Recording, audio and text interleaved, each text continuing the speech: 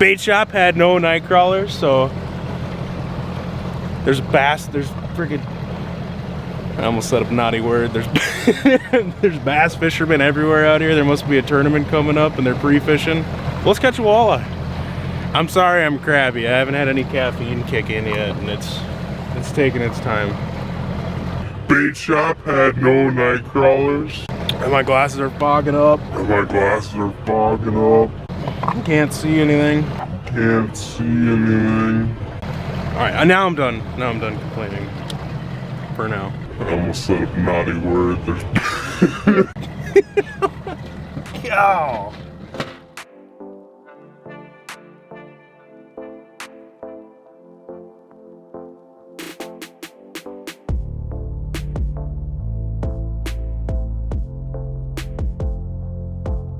This one's coming up to the plastic.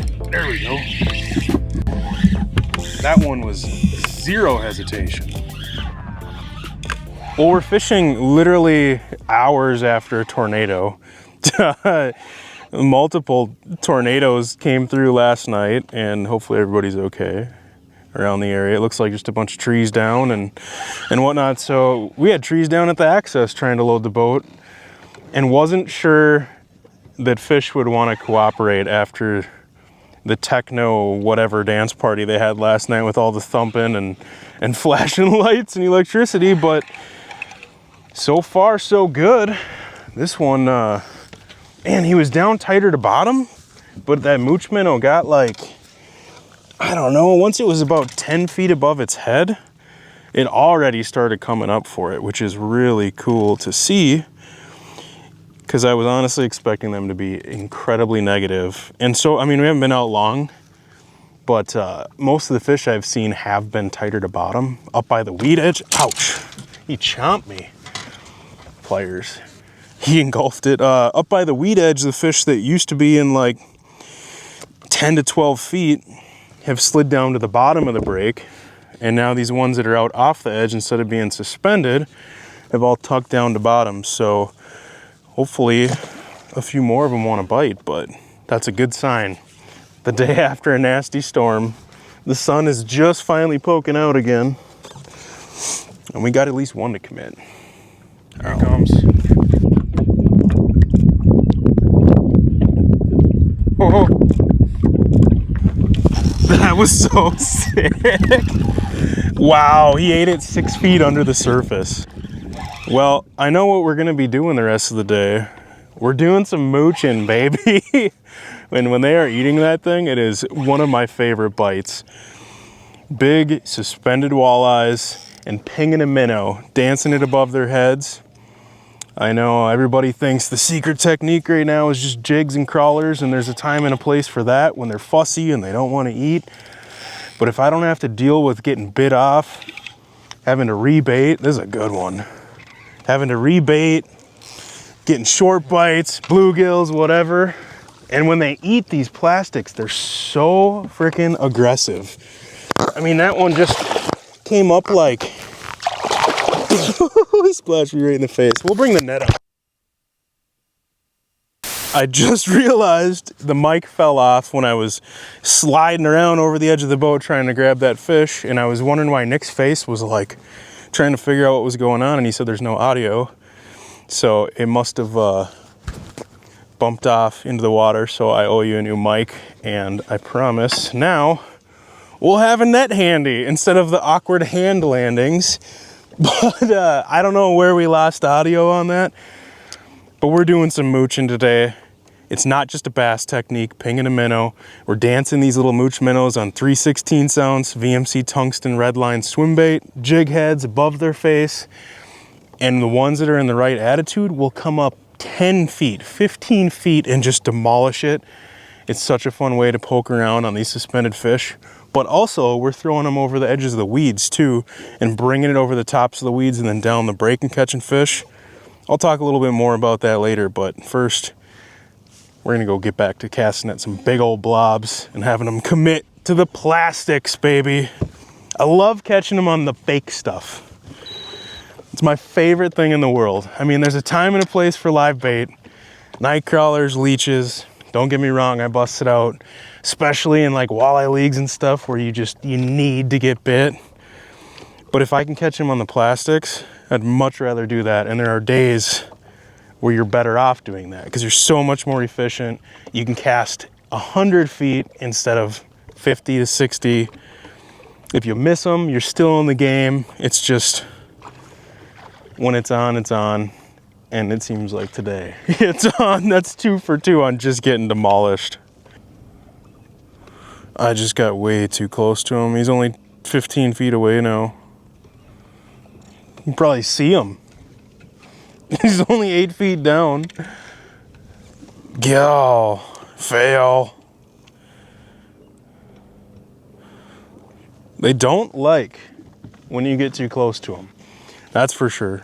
I know some people like getting within 30 feet of those fish just to be precise and know you've got the perfect drop and the perfect look. But man, the water's so clear. I want to be 70 feet away from the boat. I'd prefer to be 90, but like 70 is kind of that sweet spot. And you can see like those couple fish that we caught, they started coming up when the bait was still 10 feet above their head, 15 feet above their head. So clearly they can see really well. Got a 20-foot boat. It's like, yeah, that black silhouette above my head that looks nothing like the rest of the sky, that's kind of sketchy. And I just get turned down by so many more fish. Or when I get within like 30, 40 feet of them, you'll see those fish, if they're high in the column, start going down or change direction. And I prefer, like, if you're throwing 70-foot casts to 100-foot casts, you're gonna get way more of those fish to bite. And I definitely just screwed that one up by getting way too close to them. But that's another nice thing about the plastic. I mentioned it briefly, but like, you can bomb this thing over 100 feet easily, even with the 3/16 ounce head. Where if you're throwing 1/8 ounce, 3/16 ounce jigs with crawlers or live bait, you just can't do that hard of a throw because your bait's gonna fall off. And so when I'm kind of like trying to cover water too, even if I'm fishing in a tournament or whatever, I'm chucking this first because I can make those long casts even when it's windy. And when they want to eat it, they'll come up and just demolish it. And then if they don't, and you're getting turned down, that's when I do that follow up with a jig and a crawler. It's like when you're throwing a frog for largemouth and you got to follow up like craw tube rigged up, where if they blow up on it or don't eat it good, you flip that craw tube in there and bonk. So this is my 1-2 punch for suspended walleyes. We're gonna just give that a little shot ski. If it bites, I'm gonna never not put that on. I finally did get one to eat pretty much right under the boat, which doesn't happen very often, but once in a while you find a dumb one. And we'll take those. We got here. Yeah, let's use the net this time. That's way easier, man. I should have got one of these net things a long time ago. That is another on the Mooch minnow. If I can get him out of the... This is why I don't use a net, man. I don't like messing around with crap. Now I'm all freaking meh. So anyway, same old Mooch minnow I was throwing on my confidence color. I'm fishing this on a 7'2" medium light fast Fenwick Elite. Great all around walleye rod, length, action, power. They can do a little bit of everything. And it's kind of personal preference when it comes to pinging a minnow. I like having a little bit mushier tip. There are some people who like running a medium instead and want that little more responsive, stiffer, faster action. I don't know, I like using the medium light because even when I'm just bopping that minnow in place, I want to feel the mush and let that rod tip mush up a little bit. Versus if you're really hitting it hard, I don't want a stiff rod where, I guess to explain it, like I start going like this when he's already got the bait and it's almost like you're trying to shake the bait out of his mouth. I don't know, it's just what I like, but you get too whippy of a tip and you can't cast far. So you got to find that happy balance, little softer tip, but still enough power to be able to sling that bait out literally a freaking mile. I got my favorite spinning reel on here, Garcia Revo SX, size 30. I've said it before, but I like upsizing my reels. That bigger spool, you can cast farther, smoother drags. Balance is super nice on this setup. And 10-pound Sufix Revolve. That's that finesse braid I've talked about before, but it's so smooth and you can cast so far. And I started using it originally casting super light jigs and crawlers because I could get 30, 40 extra feet on a cast with this line and its thin diameter. Same reason I use it for pitching the plastics too, because you can get a little extra casting distance. I have not gotten a wind knot in this yet after using it for a year straight. And if you fish with braid, you know that's crazy.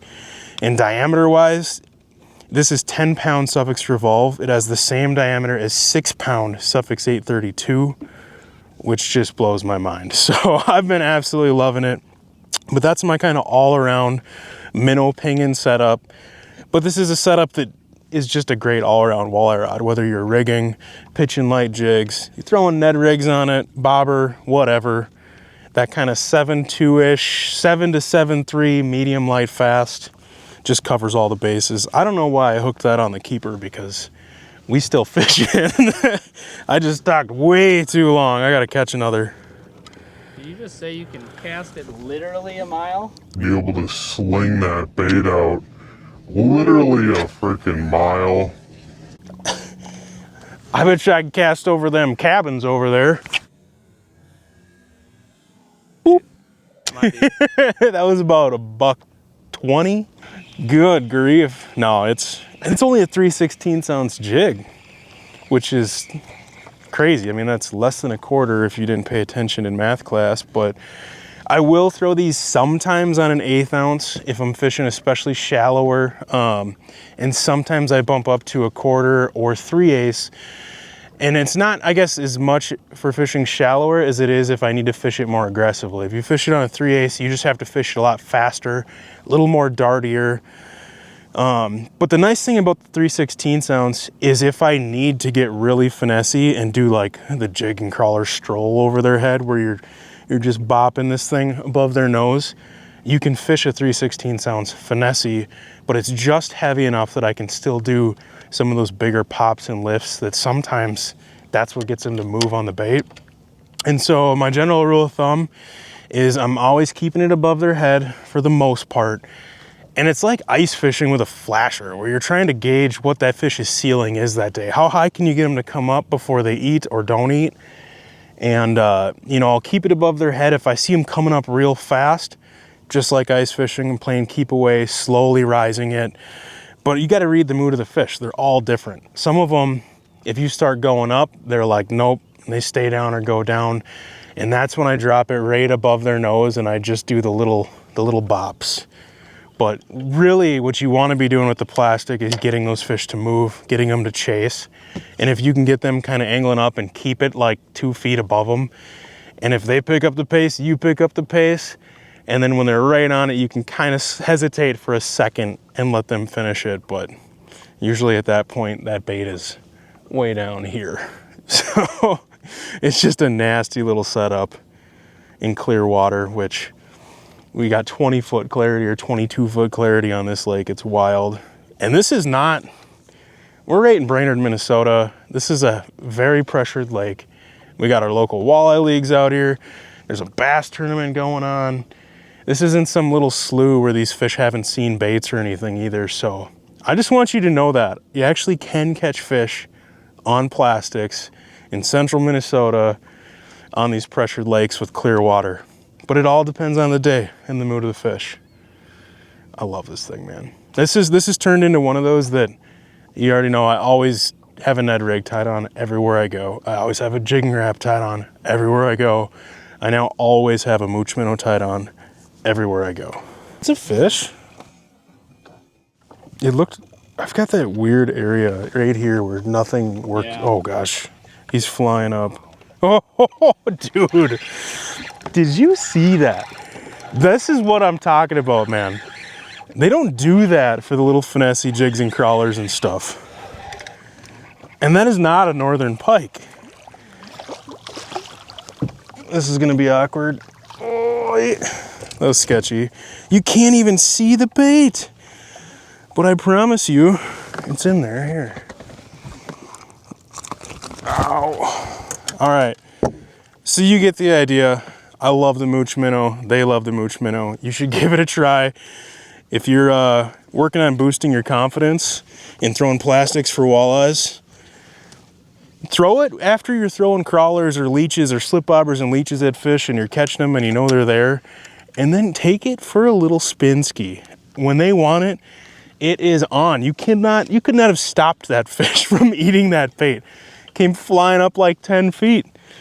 But that's why you always got to have some plastics in there to just incorporate into your walleye program.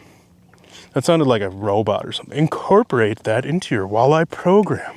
Dude, that fish went vertical. That was, I mean. That was so cool. You'd be like, there's no way that's a walleye. That's a pike, you know? But there's just something about it. And you don't see them do that when you're throwing leeches and crawlers and stuff. Rarely. But for whatever reason, when they see that plastic flashing down, they just can't help it. They just can't help themselves. Oh, that's so fun.